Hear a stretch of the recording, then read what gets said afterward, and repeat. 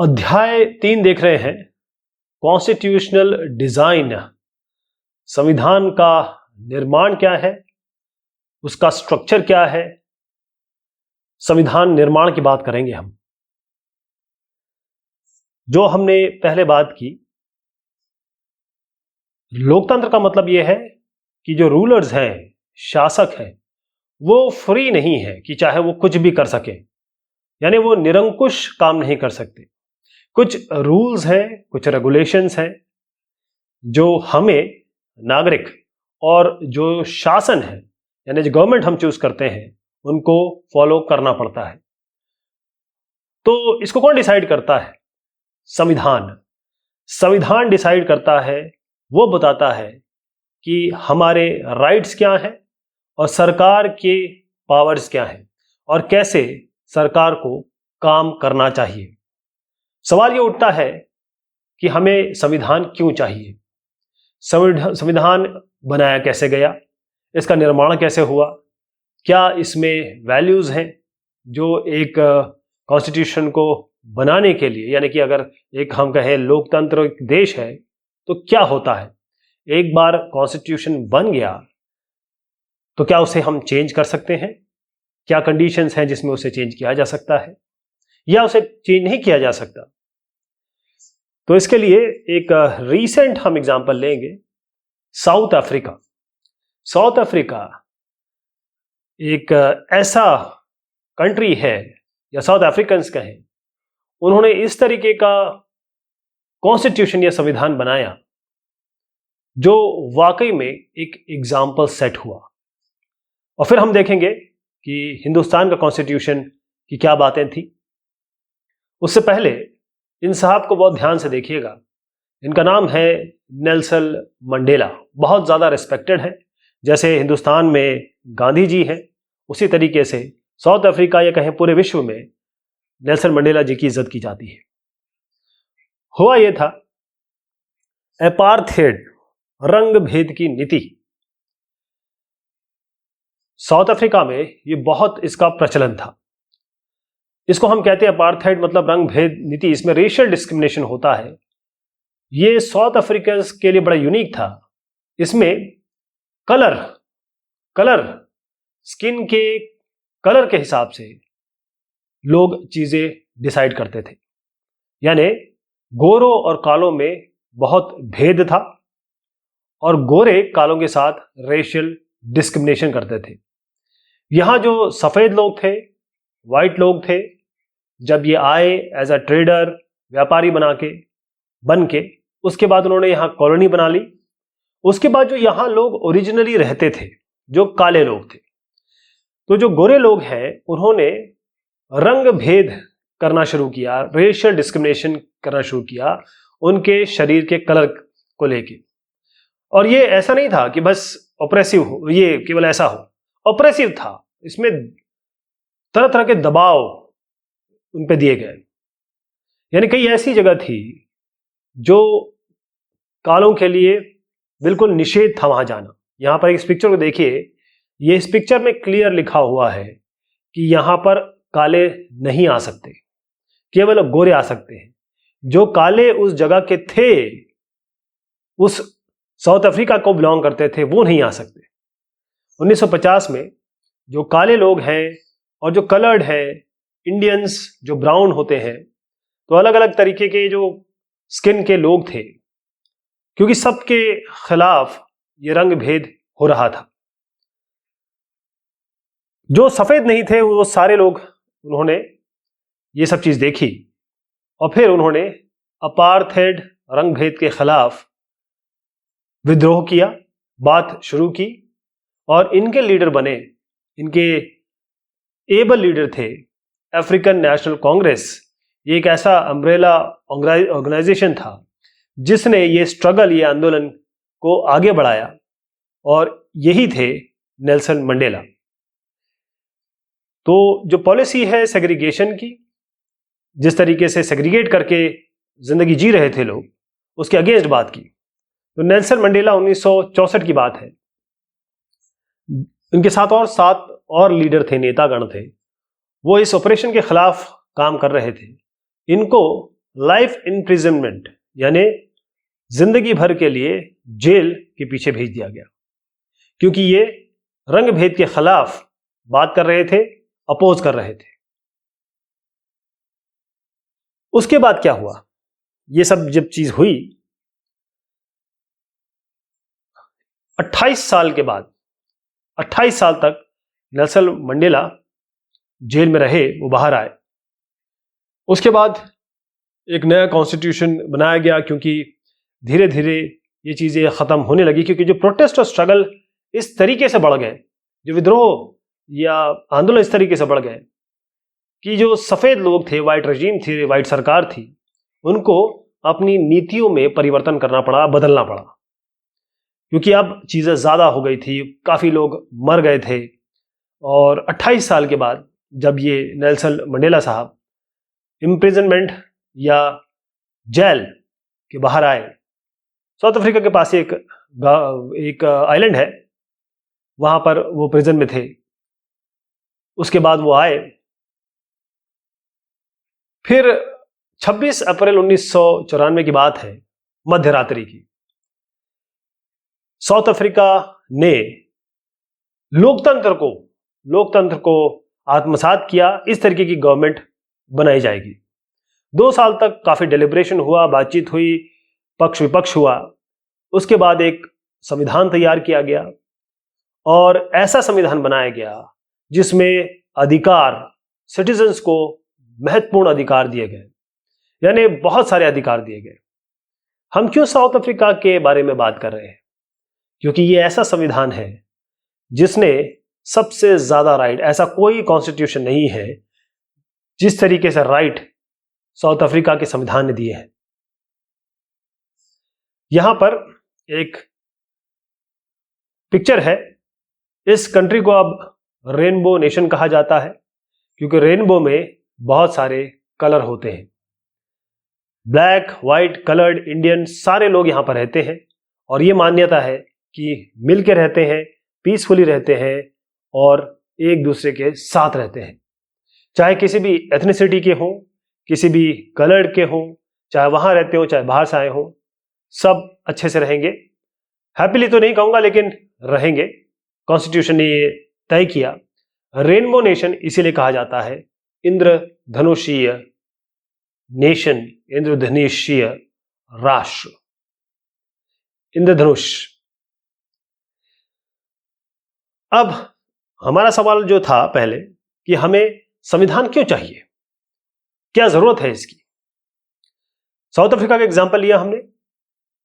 जब गोरों ने यह तय किया, ठीक है, हम एक रास्ता देंगे, एक जरिया देंगे कि हम कॉन्स्टिट्यूशन बनाएंगे, लेकिन व्हाइट्स बड़े डायलेमा में थे, गोरे बड़े डायलेमा में थे कि अगर हमने पावर दिया या फिर ब्लैक पावर में आएंगे, तो गोरों ने जो जो नृशंसता की है, कालों के साथ मारा है, उनको जेलों में भेजा है, मतलब बहुत बुरा उनके साथ हश्र किया, तो उनको ये डर था कि क्या ये हमारे साथ वापस तो नहीं हो जाएगा, क्या ये जो काले हैं ये हमारे साथ वही व्यवहार तो नहीं करेंगे जो हमने उनके साथ सालों तक किया है। एक डर था। तो जरूरी ये था कि भाई एक आपस में एक म्यूचुअल ट्रस्ट हो, विश्वास हो, किसी भी तरीके से हो, लिखित रूप में हो। और जब लिखित रूप में आएगा तब अलग अलग कम्युनिटीज, एथनिसिटीज जो है वो इस पर विश्वास कर सकेंगी। तो इसलिए एक कॉन्स्टिट्यूशन की जरूरत इसलिए पड़ती है क्योंकि ये एक ट्रस्ट, विश्वास और आपसदारी पैदा करता है। जो लोग, अलग अलग तरीके के लोग एक जगह रहते हैं, एक देश में रहते हैं, क्योंकि आप किसी भी कंट्री में जाइए, छोटा हो बड़ा हो, आपको अलग अलग तरीके के लोग मिलेंगे। ऐसा नहीं कि आपको हर ऐसा जगह मिल जाए जहां पर एक ही जगह रहेंगे। आपको लोग अलग अलग मिलेंगे, उनके बीच में ट्रस्ट होना चाहिए, उनके बीच में मोहब्बत होनी चाहिए, प्यार होना चाहिए, एकता होनी चाहिए। कॉन्स्टिट्यूशन ये भी बताता है कि जो सरकार बनेगी, गवर्नमेंट बनेगी, वो इलेक्टेड होगी, यानी जो कॉन्स्टिट्यूट होगी, किसके पास क्या डिसीजन होंगे, कौन फैसला ले सकता है, कौन नीतियां बना सकता है और कौन पॉलिसी बना सकता है।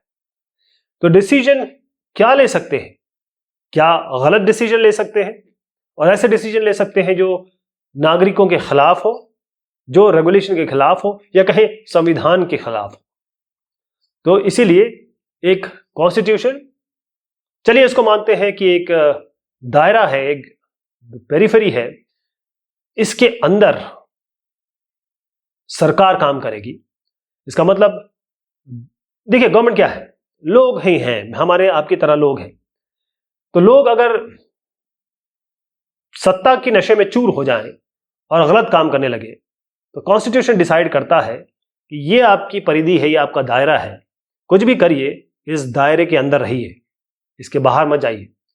इसके अलावा ये बताता है कॉन्स्टिट्यूशन की राइट्स क्या है, एक आदमी के क्या अधिकार है, आप कौन कौन से अधिकार आपको मिले हैं, जिसके खिलाफ सरकार कुछ नहीं कर सकती, उसको ब्रेक नहीं किया जा सकता, उसका हनन नहीं हो सकता, यानी इस पेरिफेरी के बाहर नहीं निकल सकती और आपके खिलाफ कोई काम नहीं कर सकती सरकार।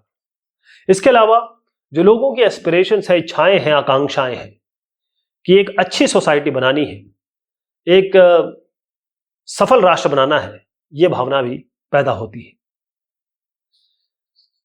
तो हमने जो देखा कि कुछ चीजें जरूर लिखनी होंगी जब एक देश को चलाना होता है, या इंडिपेंडेंस उसको मिली है, चाहे कुछ लड़ाइयां हो रही हो, झगड़ा हो रहा हो, स्वतंत्रता मिली हो, चाहे वो अंग्रेजों से मिली हो, किसी भी तरीके से स्वतंत्रता मिली हो और डेमोक्रेसी स्थापित की जा रही हो, तो कुछ ना कुछ लिखत जरूर होना चाहिए, ऐसी चीजें जिससे हर आदमी रिलेट करता हो और हर आदमी उसको अवॉइड करे, उसे माने और उसको निश्चय से माने, हर एक आदमी।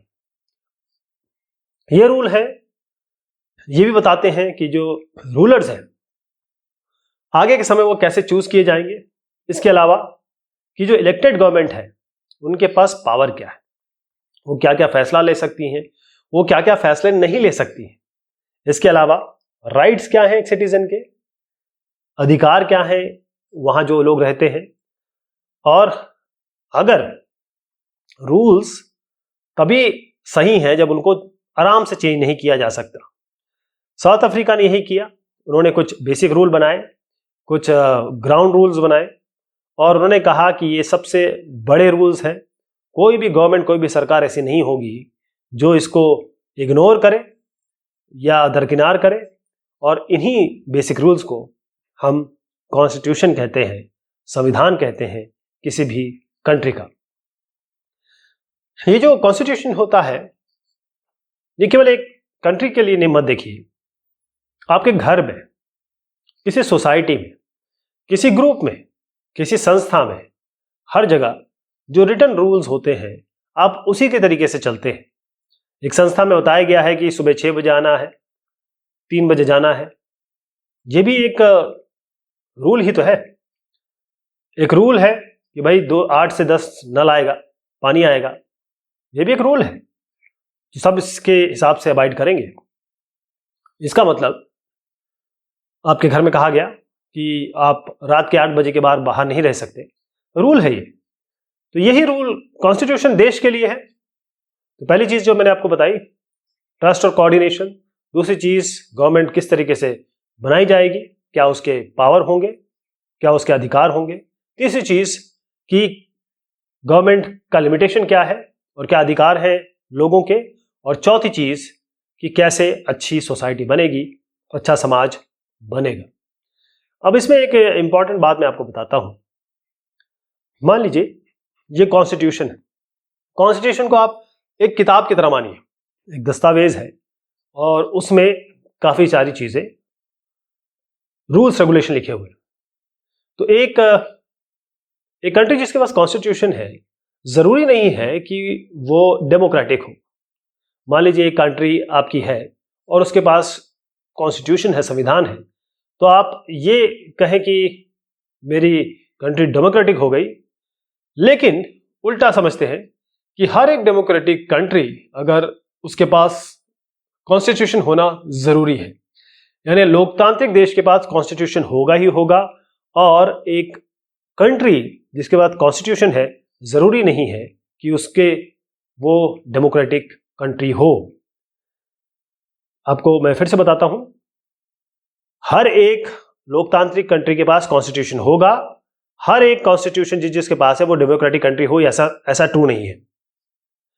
कैसे कॉन्स्टिट्यूशन बना, हिंदुस्तान का संविधान कैसे बना, क्या था इसके पीछे?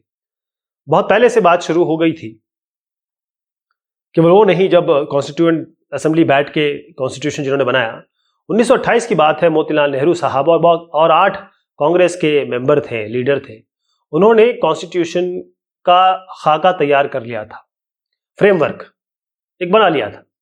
1931 की बात है, इंडियन नेशनल कांग्रेस, जिसको हम कांग्रेस आज कहते हैं, जिसने स्वतंत्रता के लिए सबसे बड़ा रोल अदा किया, स्वतंत्रता के पीछे इंडियन नेशनल कांग्रेस का ही हाथ है हिंदुस्तान के।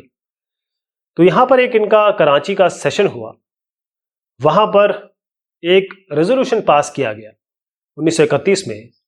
उसमें यह था कि कैसा, जब हमारा देश स्वतंत्र हो जाएगा, जिसके लिए हम लड़ाई कर रहे हैं, तो कॉन्स्टिट्यूशन या ये कहें संविधान किस तरीके से होगा, किस तरीके से दिखेगा, ये रेजोल्यूशन पास हुआ। तो हमने बहुत सारे कॉन्स्टिट्यूशन के अलामात या चीज़ें ये अलग अलग कंट्रियों से लिए गए हैं।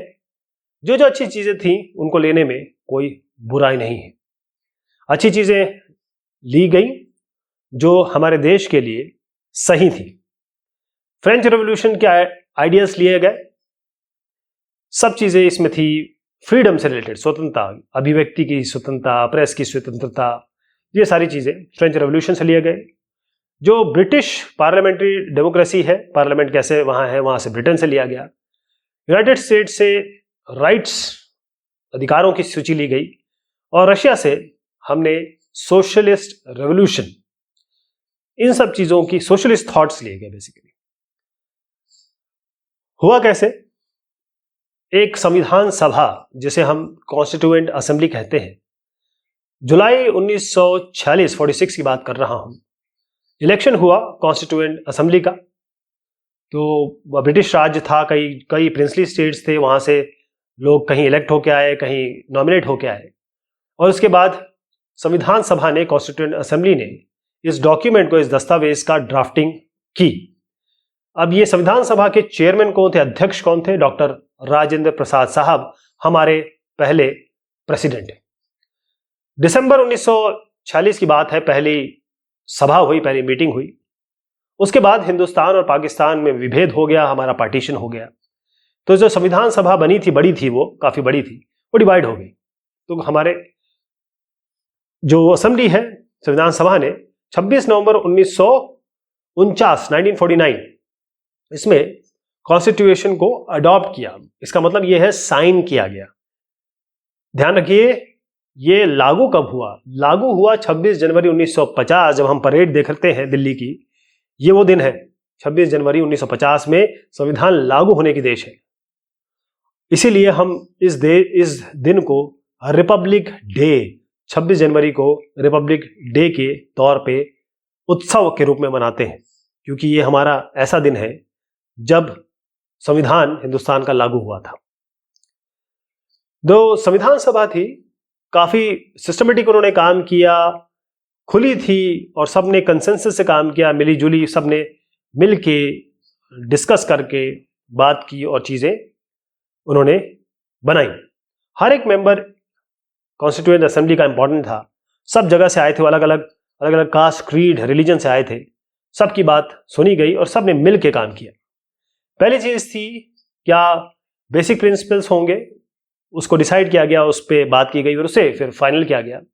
उसके बाद एक ड्राफ्टिंग कमेटी, जिसके चेयरमैन थे डॉक्टर BR अम्बेडकर साहब, बहुत बड़ा नाम है हिंदुस्तान के इतिहास में, और इन्होंने एक ड्राफ्ट कॉन्स्टिट्यूशन बनाया, यानी कि प्रारूप खाका, ब्लूप्रिंट, उसको तैयार किया और सामने रखा कि इस पे डिस्कशन किया जाए। 2000 अमेंडमेंट हुए, यानी इतने सारे चेंजेस हुए, जो चीज सामने आई थी उसमें 2000 परिवर्तन किए गए। 26 नवंबर की बात दोबारा करूंगा, 1949 में इस पे संविधान सभा के सभी सदस्यों ने साइन किया और 26 जनवरी 1950 में ये लागू हुआ हमारे देश में, जो कि हमारा रिपब्लिक डे भी है। कितने मेंबर्स थे? 299 करीब मेंबर थे जो कॉन्स्टिट्यूएंट असेंबली में थे।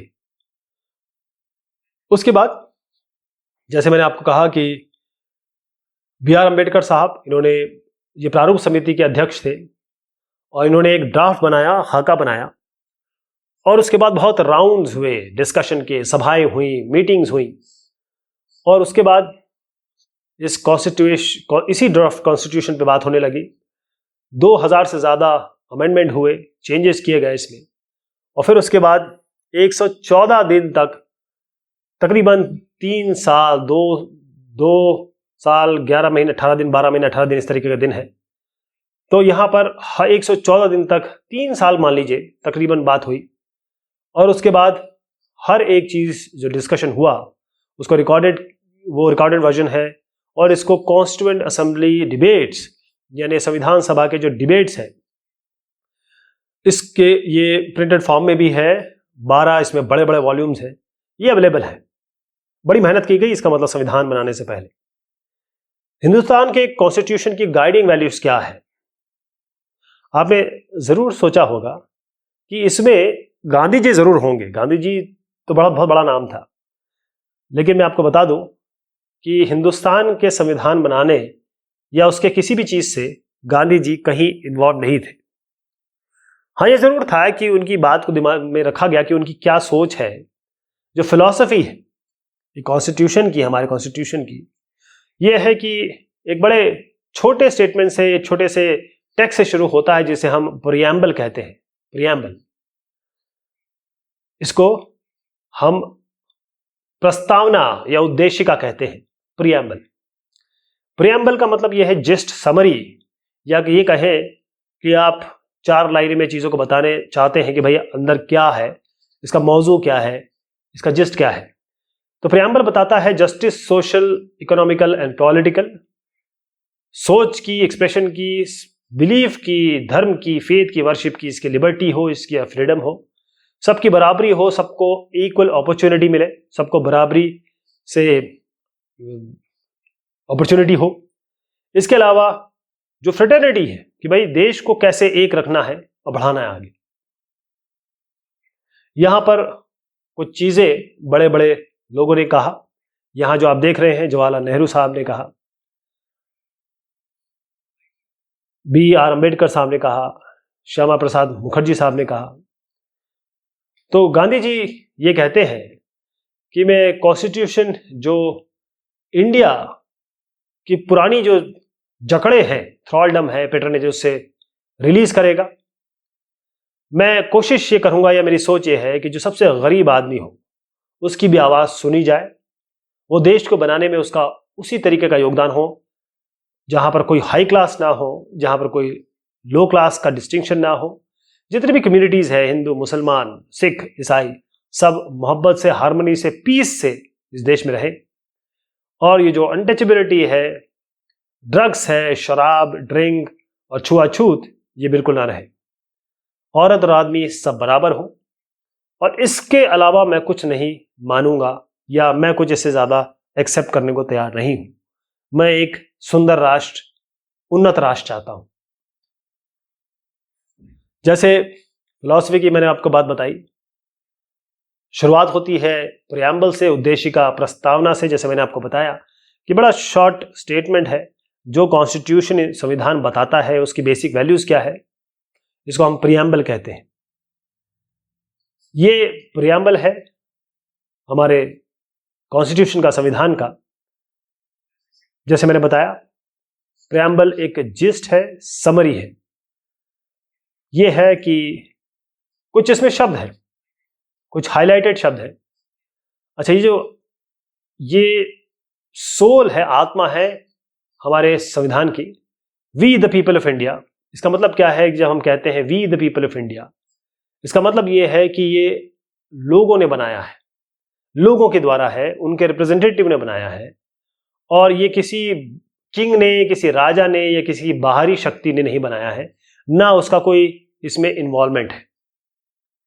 उसके बाद बात आती है having solemnly resolved to constitute India into a sovereign। sovereign का मतलब क्या हुआ? sovereign का मतलब यह हुआ कि लोगों के पास राइट है कि वो डिसीजन ले, चाहे अंदर का मैटर हो बाहर का मैटर हो। कोई ऐसा बाहर का पावर नहीं है जो हमें डिक्टेट कर सके या गवर्नमेंट को डिक्टेट कर सके। सोशलिस्ट की बात होती है कि पैसा और रिसोर्सेस ये सबको बराबरी से विभाजित हो। गवर्नमेंट ये रेगुलेट करेगी कि जमीन किसके पास जाएगी, इंडस्ट्री किसके पास होगी, ताकि इनइक्वालिटी ना हो लोगों के बीच में। सेकुलर की बात आती है, ये सबसे बड़ी दिक्कत है हमारे जिंदगी में कि सब चाहे कोई भी रिलीजन कोई भी धर्म हो वो अपना मान सके। कोई भी ऑफिशियल रिलीजन नहीं है हिंदुस्तान का, देश का, सरकार का। सारे रिलीजियस जो भी रिलीव्स हैं, प्रैक्टिसेस हैं, उन सबको बराबर का आदर देगी सरकार। फिर आता है डेमोक्रेटिक। डेमोक्रेटिक मतलब लोकतंत्र, जिसमें हर एक आदमी के पास बराबर पॉलिटिकल राइट्स है। हम इलेक्ट कर सकते हैं अपने शासकों को और हम अकाउंटेबल भी रख सकते हैं, वो हमारे प्रति जवाबदेह है। गवर्नमेंट सब बेसिक रूल के हिसाब से चलेगी, निरंकुश नहीं होगी। And to secure to all its citizen justice. Justice का मतलब क्या हुआ कि सिटीजन जो हैं उनको अब किसी भी कास्ट, रिलीजन, जेंडर यानी उनके कोई डिस्टिंक्शन नहीं होगा। सब कानून के सामने बराबर है, सरकार के सामने बराबर है। खासतौर पे जो मार्जिनलाइज क्लास है, डिसएडवांटेज क्लास है, SC, ST, OBC, मुस्लिम्स, इनके लिए ये काम करेगी। इसमें एक और शब्द आता है रिपब्लिक।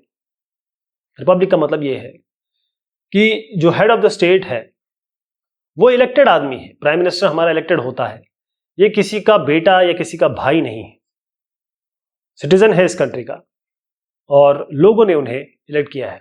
फिर लिबर्टी की बात करेंगे। लिबर्टी का मतलब यह है कि फ्रीडम होगा, किसी के ऊपर कोई ऐसा दबाव नहीं डाला जाएगा, रिस्ट्रिक्शन नहीं होगा, लॉकडाउन नहीं होगा। यानी वो जो भी चीजें कहना चाहें वो कर सकते हैं और अपनी बात वो रख सकते हैं सामने, कोई भी व्यक्ति। लिबर्टी एक तरीके से फ्रीडम मान लीजिए, सोच की, फेथ की, वर्शिप की। इक्वालिटी का मतलब यह है सबको बराबरी का अवसर मिलेंगे, नौकरी के लिए, किसी भी जॉब के लिए, पढ़ाई के लिए। सोशल इनइक्वालिटीज नहीं होंगी। गवर्नमेंट को यह देखना है, देखेगी कि सबको बराबरी के अवसर मिलेंगे।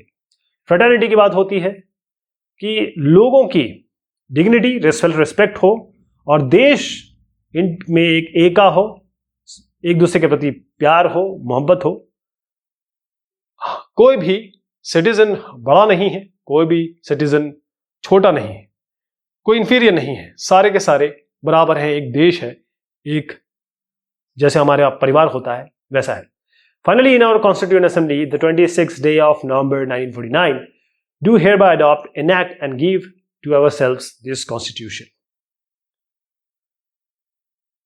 1949 26 डे नवंबर, 26 नवंबर। तो ये एक समरी है, सोल है। जब हम कॉन्स्टिट्यूशन की बात करें, जब वो क्रिएट हुआ, कुछ ऐसे चेंजेस किए जा सकते थे, यानी कि प्रोविजन रखे गए कि भाई समय के साथ परिवर्तन होगा, परिवर्तनशील विश्व है, समय केवल नहीं चेंज होता, तो चेंजेस किए जा सकते हैं कॉन्स्टिट्यूशनल अमेंडमेंट्स के द्वारा।